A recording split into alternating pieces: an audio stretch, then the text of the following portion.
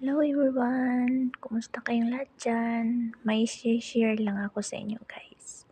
Alam niyo ba kung paano sila mag-grafting dito sa Middle East? Ganito lang ginagawa nila guys oh.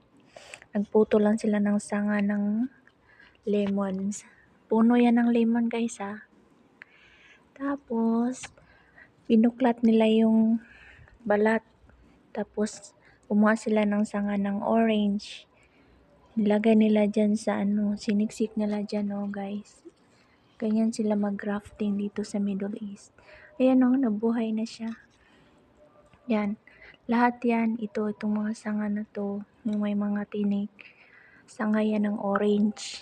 Ayan o. Try nyo guys, legit yan, promise. Ganyan lang ginagawa ng amo ko. Buhay na buhay, ang laki na. Namumulaklak na rin siya. Andun pa sa kabila guys o. Ayan o. Yan lang guys. Thank you for watching.